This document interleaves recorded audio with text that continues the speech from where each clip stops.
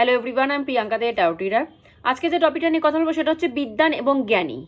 বিদ্বান এবং জ্ঞানী কিন্তু আলাদা, এক নয়। কিন্তু বিদ্বান মানে হচ্ছে যার শুধুমাত্র পুঁথিগত বিদ্যা আছে, সে হচ্ছে বিদ্বান। জ্ঞানী হচ্ছে যার ইউনিভার্সাল জ্ঞান আছে, সে শুধু পুঁথিগত বিদ্যায় সীমাবদ্ধ নেই, যার ইউনিভার্সাল জ্ঞান আছে সে কিন্তু জ্ঞানী। তো বিদ্বান এবং জ্ঞানী দুটোকে আলাদাভাবে বোঝাতে গিয়ে আমাদের আচার্যদেব, বর্তমান আচার্যদেব শ্রী শ্রী বাবাইদা, তিনি একটা সুন্দর উদাহরণ দিয়েছেন যে বিদ্বান হচ্ছে সে যে হচ্ছে আমাদের ঘরে যে পেন্টার আসে না, শুধুমাত্র পেন্ট পোছা করে চলে যায়, তো সে বিদ্বান। তার হাতে যদি তুমি রঙের বালতি ধরিয়ে দাও, সে দেওয়ালে সুন্দর পেন্ট করে চলে যাবে। কিন্তু জ্ঞানী হচ্ছে সে যাকে তুমি সেম রঙের বালতি ধরিয়ে দাও, সে সেটার থেকে সব কিছু মিলিয়ে একটা ক্রিয়েশন বানিয়ে দিবে, একটা নতুন পিকচার তৈরি করে দিতে। সে তোমার দেওয়ালে নতুন পেন্টিং করে দিবে, শুধুমাত্র পোছা লাগানো না, পেন্টিং আর্ট করে দেবে নিজের মন মতো করে। তো সে হচ্ছে আর্টিস্ট, সে হচ্ছে জ্ঞানী। তো দুজনের কাছে দুজনেরই রঙের কাজ করে, কিন্তু একজন শুধু পোছা লাগাতে পারে, আর একজন সেটাকে দিয়ে ক্রিয়েশন, নতুন নিজের মনের মতো ক্রিয়েশন তৈরি করে দিতে পারে, একটা নতুন আর্ট তৈরি করে দিতে পারে। তো সে হচ্ছে জ্ঞানী।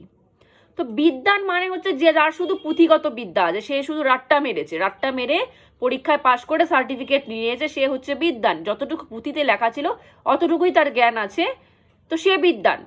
বিদ্বান মানে হচ্ছে সে নদীর মতো, নদীর জল যেরকম সীমিত হয়, কোথার থেকে শুরু কোথায় শেষ আমরা দেখতে পাচ্ছি, তো সে বিদ্বান।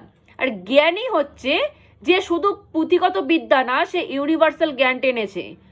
সে সমুদ্রের মতো, জ্ঞানী হচ্ছে সমুদ্রের মতো, যার কোনো মানে শুরু দেখা যায় না, যার কোনো শেষও দেখা যায় না, যে মানে সীমার অতিক্রম করে গেছে, সে হচ্ছে জ্ঞানী। বিদ্বান আপনি সবাইকে করতে পারেন, দামি দামি স্কুলে ভর্তি করিয়ে দেন, তো সে সবাই বিদ্বান হতে পারে। জ্ঞানী সবাই হয় না, জ্ঞান সবার কাছে আসে না। জ্ঞানী যারা শুধুমাত্র ঠাকুরের সাথে কানেক্টেড, ইউনিভার্সাল জ্ঞান তাদের কাছেই আসবে। ঠাকুরের সাথে কানেকশন না থাকলে কিন্তু সেরকম লেভেলের জ্ঞান পাওয়া যাবে না, শুধু পুঁথিগত জ্ঞানই নিতে লাগবে। বাইরের ইউনিভার্সাল জ্ঞান কিন্তু তার কাছে কোনোভাবেই আসবে না। বিদ্বান ব্যক্তির কাছে কিন্তু মা লক্ষ্মী আসে।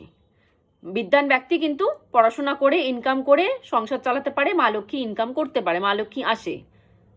জ্ঞানীর কাছে মা সরস্বতী আসে। সরস্বতী কিন্তু সবার কাছে যায় না।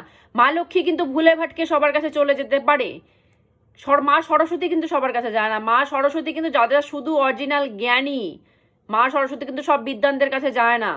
মা সরস্বতী শুধুমাত্র অরিজিনাল যে জ্ঞানী, যার জ্ঞানের নিড আছে প্লাস জ্ঞানের দক্ষতা আছে। জ্ঞান শুধু আমি পাবো বললেই পায় না কেউ, আমার মধ্যে সেই ক্যাপাসিটি থাকতে হবে যে আমি ইউনিভার্সাল জ্ঞানটা টানতে পারবো, সেই ক্ষমতাটা থাকতে হবে, সেই লেভেলটা থাকতে হবে, তাহলে গিয়েই জ্ঞানটা তার কাছে আসে। জ্ঞান সবার কাছে যায় না। বিদ্যা সবাই নিতে পারে, সবাই বিদ্যা। আজকে একটা টোটো চালকও গ্র্যাজুয়েশন কমপ্লিট করা, একটা রিক্সা চালকও গ্র্যাজুয়েশন কমপ্লিট করা, তারাও বাইরে কাজ পাচ্ছে না বলে টোটো চালাচ্ছে, রিক্সা চালাচ্ছে।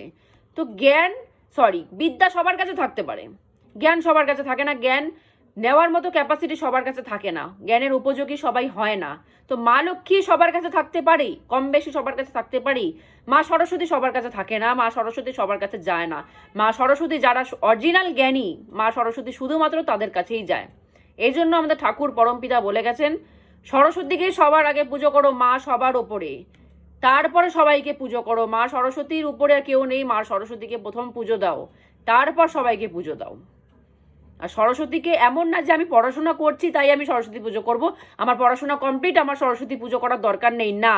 জ্ঞান, তিনি হচ্ছে সরস্বতী, মানে হচ্ছে জ্ঞানের দেবী। সে শুধুমাত্র পুঁথিতে তাকে বাঁধা যায় না, মা সরস্বতীকে শুধুমাত্র বইয়ে বাঁধা যায় না, সে বইয়ের উপরেও জ্ঞান দেবে। তো সরস্বতী পুজো সবার করা উচিত, বয়স্ক, বৃদ্ধ, জোয়ান, বাচ্চা সবার করা উচিত। জ্ঞানের দরকার সবার আছে। অনেক বৃদ্ধ মানুষ দেখি কোনো নলেজ নেই, কোনো সেন্স নেই। অনেক ছোট বাচ্চা দেখি যে কতটা নলেজ আছে, কতটা সেন্স আছে।